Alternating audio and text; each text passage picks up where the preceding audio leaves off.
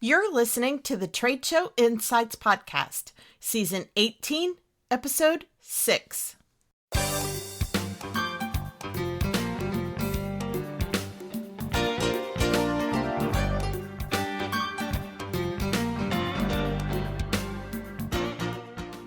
I'm your host and exhibit marketing strategist, Marlis Arnold, bringing you tools to improve your exhibit results.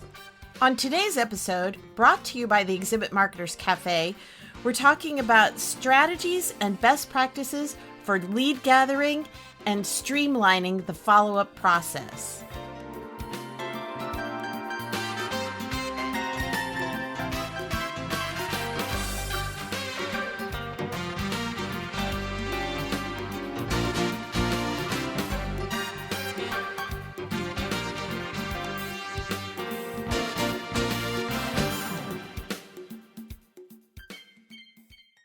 When I was at Exhibitor Live, I had a wonderful conversation with today's guest, and I invited her to be a guest for us on Trade Show Insights because I just thought that this is something that exhibitors don't think about enough, is the whole lead management gathering and what to do after the show and how to, streamline that whole lead gathering thing. So I want to introduce today's guest. Janae Peel brings her years of experience with client success now to the events industry.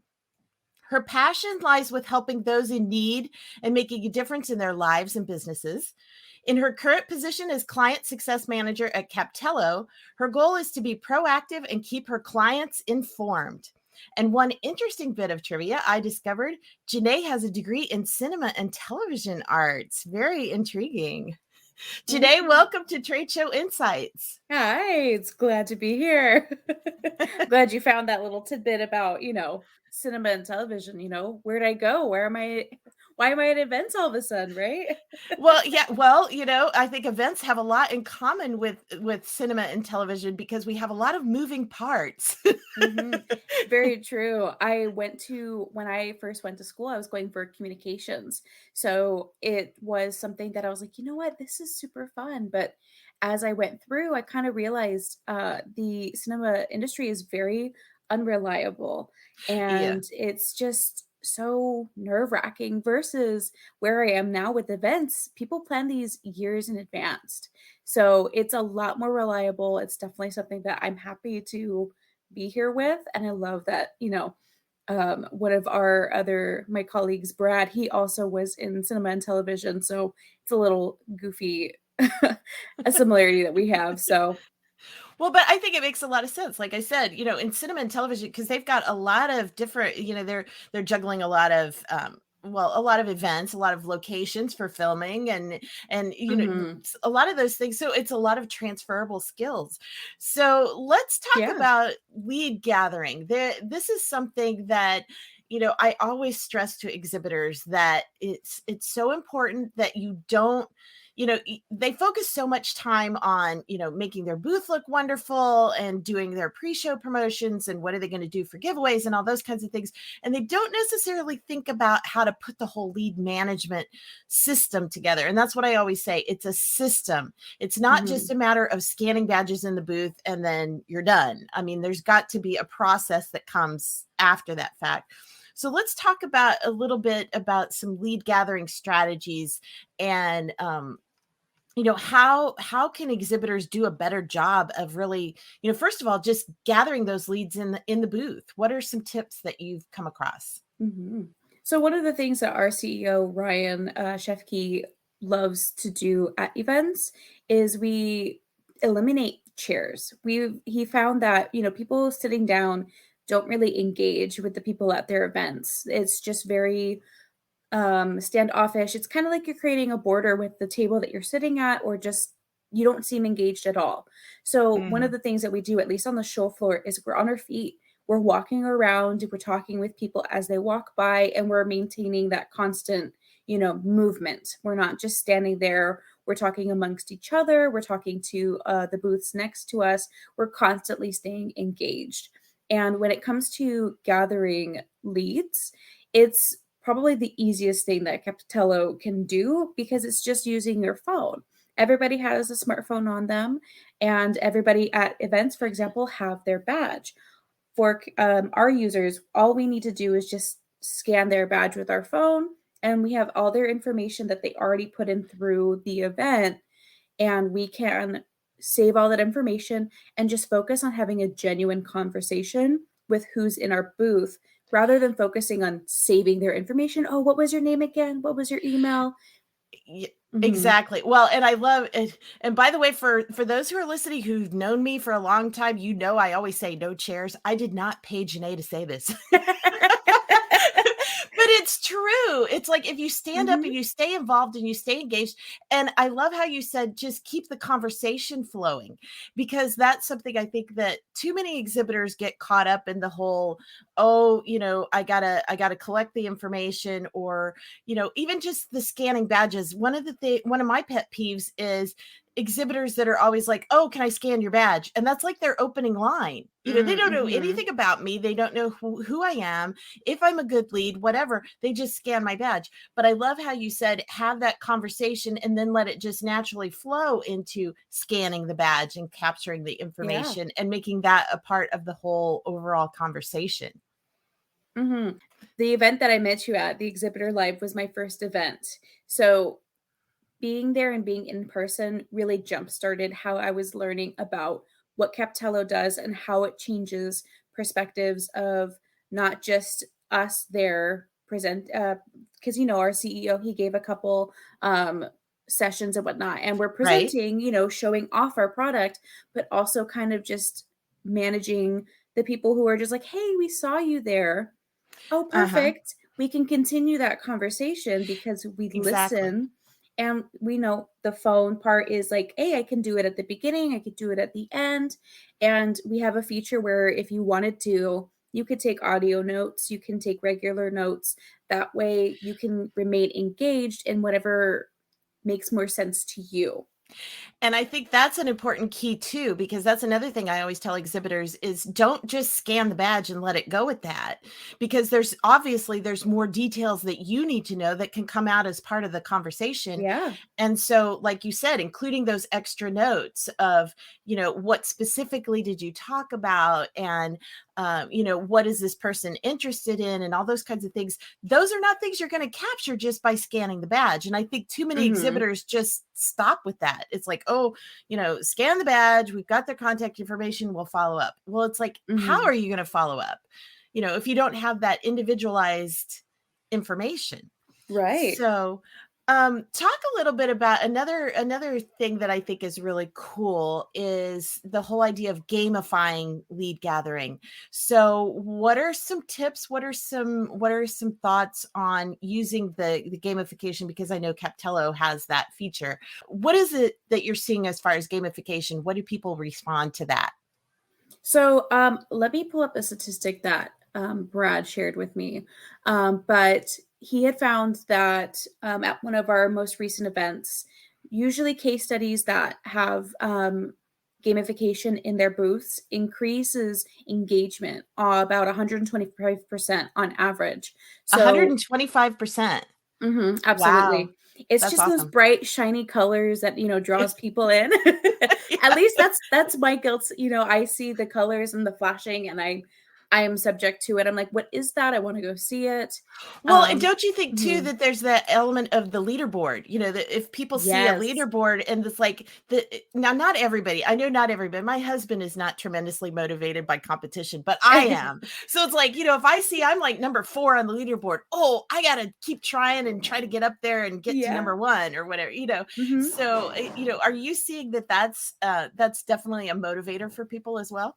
Absolutely. So at Exhibitor Live, we did put on the scavenger hunt, which had a Yes. leaderboard that you could check in with anywhere at the event.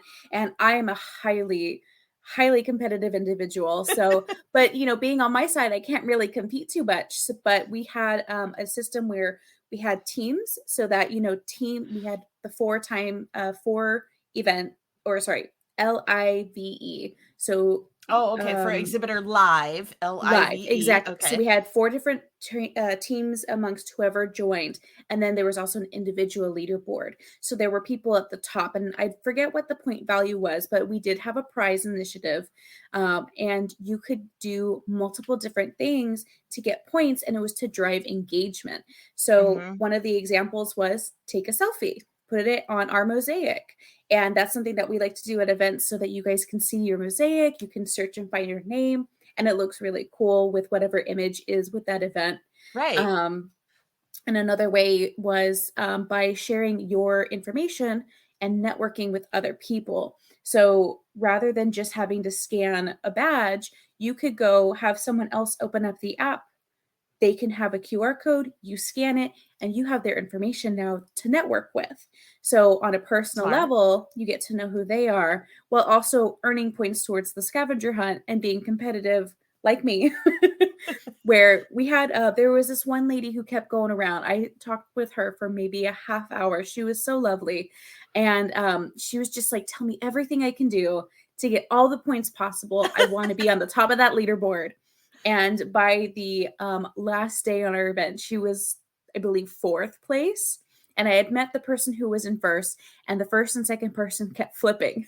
Oh, yeah. So they kept coming to our booth. What can I do? What can I do? And I was like, go here. You can scan my stuff. You can do my questions. Get to know who I am. That's funny. Um, so I thought it was super fun. And with our specific event, we noticed that our spin to win activations or our game Hmm. increased our booth engagement by 400% at, I'm not sure exactly what event, but there was a recent event that booth engagement just went through the roof just because we Wow. had a game that, people can see and engage with. Well, and one of the things that I like that you talked about, one of the ways they could get rewarded and get points was for networking with other people. I think that's a really smart way. Now, obviously, this was an engagement for the entire show, not just for one booth, but still, to be able to do something that to encourage an activity that people should be doing anyway, but being able to give them points for that, I think is a Mhm. really a smart way to motivate the behavior Mhm. that attendees should be practicing at events Yeah. anyway. And you can Um, also do it without being, if say we didn't do the scavenger hunt, even with Captello, you could do that on a normal basis too. If you got someone's business card or if they have, their certificate or anything like that, you could do it even if it wasn't 4 points. well, true, Even for yeah. anything. Yeah. Just scan whatever you got. We'll make sure you guys get in touch.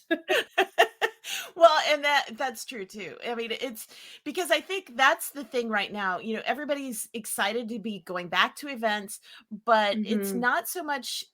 The content is okay. Going to the sessions and stuff, but what people are really coming for is for the connections and the networking. And so I Yeah. think anything that can be done to encourage that and to give people incentives to actually get more involved and to actually meet other people, I think that's always a great thing. Hmm. um so let's kind of flip the script a little bit here and talk about what to do after the show, because this is where I know so many exhibitors drop the ball. They've scanned the badges, they've got this list of people, but they don't necessarily have a good way of managing those leads. So talk about a little bit about what goes on after. How does this transition from scanning of badges into getting them into the follow-up process?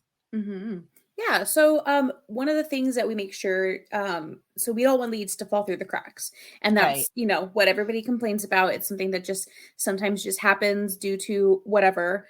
But Captello has come up with a couple ways to kind of combat that and make sure that this system of getting information from the show floor into your CRM is as streamlined as possible. We have a couple features such as an offline mode where if you don't have connection to internet, you can store all your information still on your phone.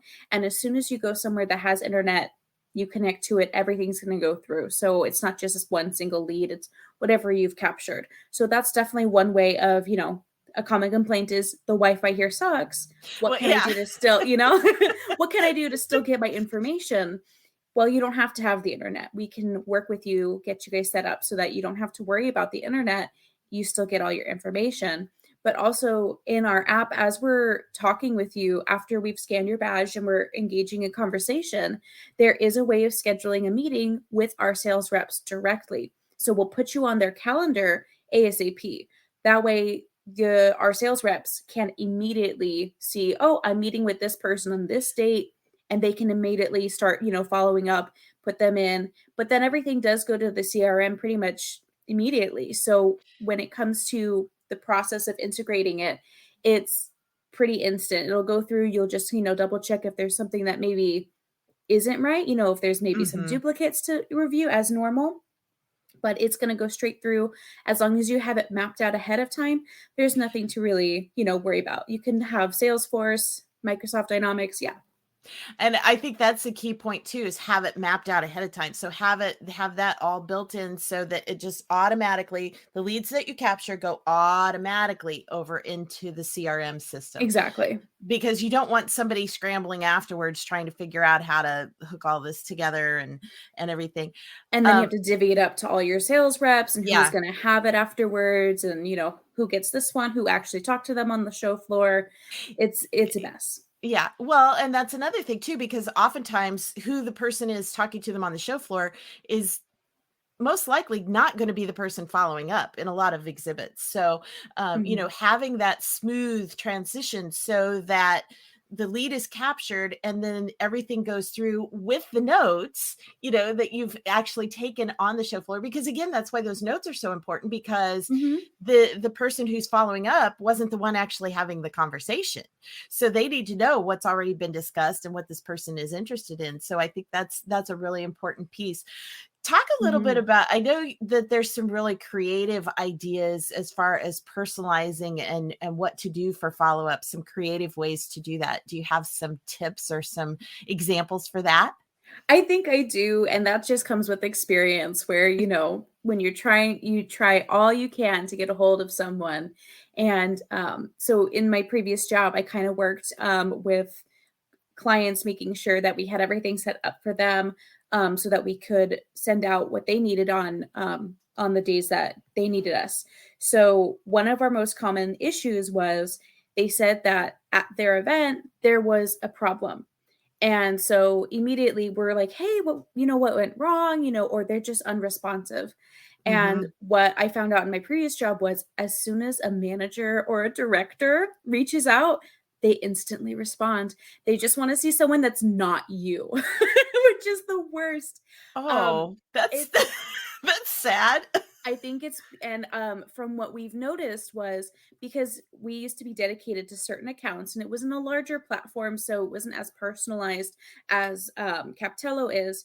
But with that, everybody kind of had to make sure to maintain constant communication because there was stuff that we needed to train our other teams on by asking for this follow up. And we found that having like someone else take a look means, hey, they really do care.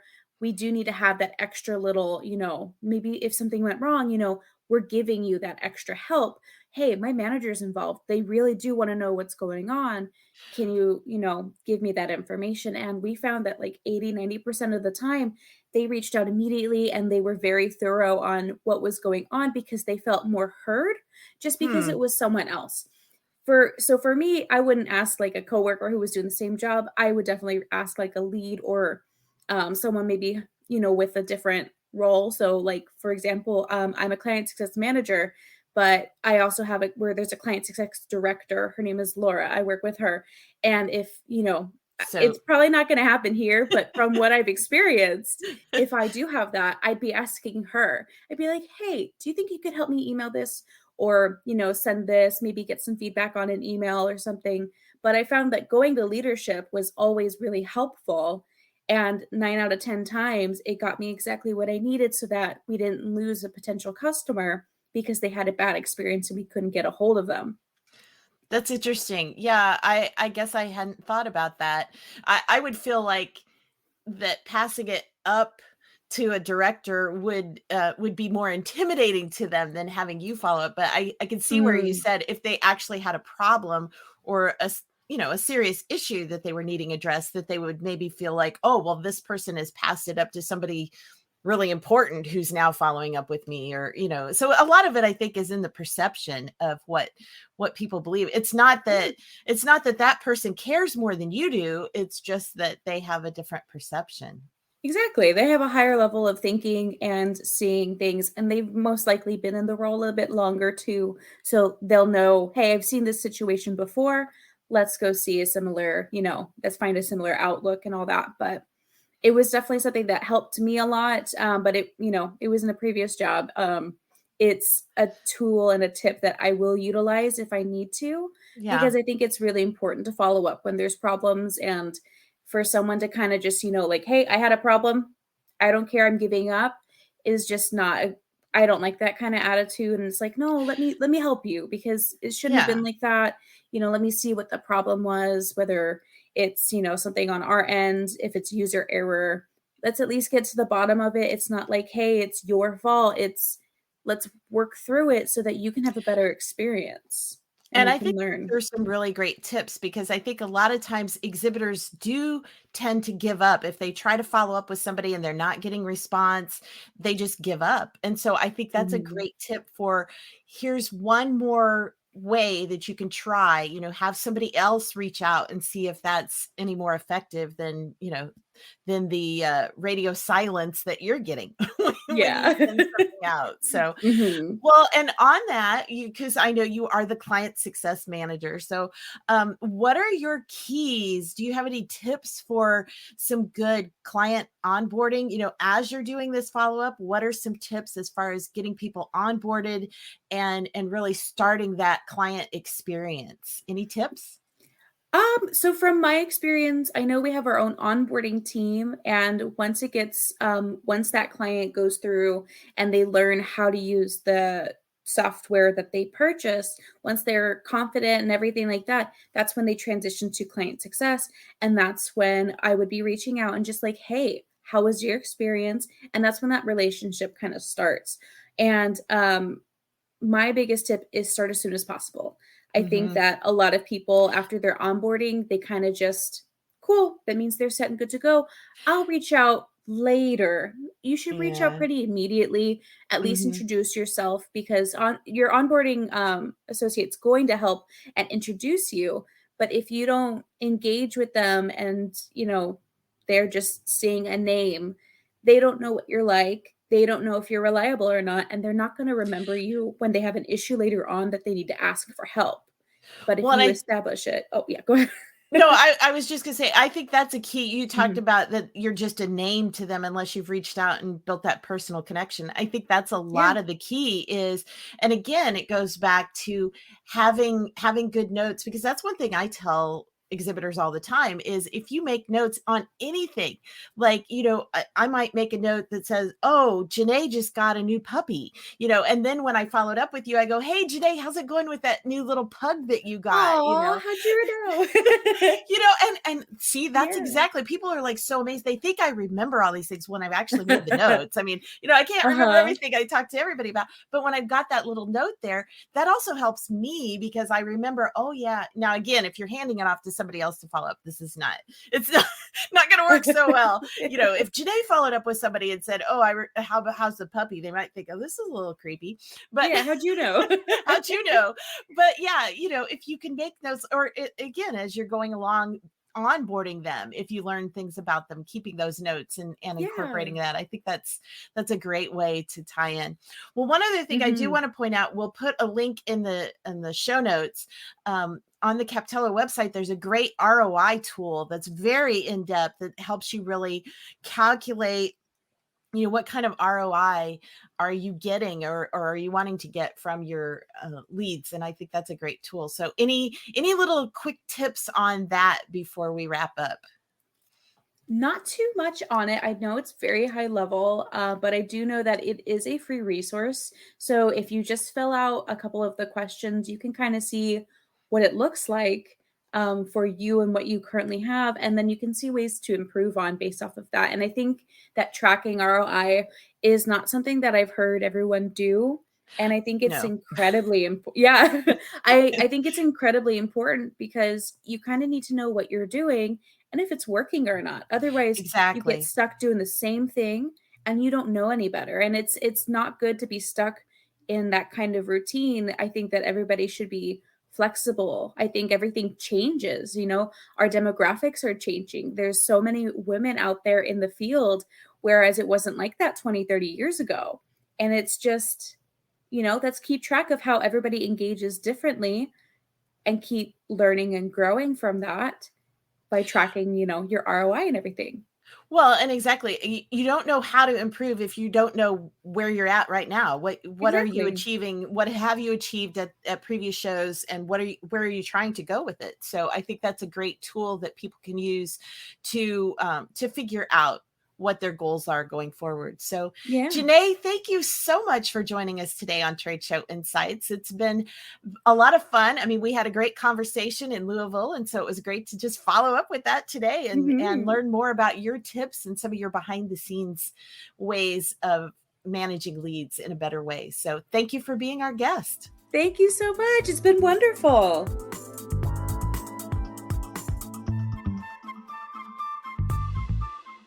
You'll find a link for the ROI calculator in this episode's show notes on tradeshowinsights.com. And if you'd like to set up a private personalized demo of Captello, you can go to exhibitmarketerscafe.com/Captello, and you'll see a form you can fill out to request your personalized demo. This is my personal referral link, so I will receive credit if you do decide to sign up and become a Captello customer.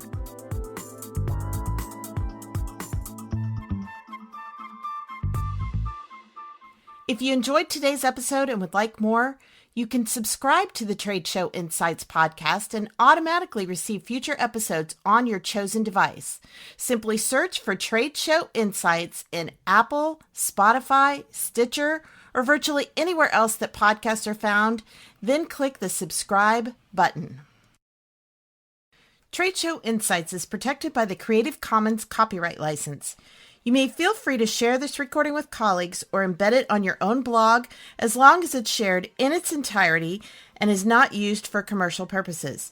To learn more, please see the link in the sidebar of the show notes at tradeshowinsights.com. Well, that's it for this episode of Trade Show Insights.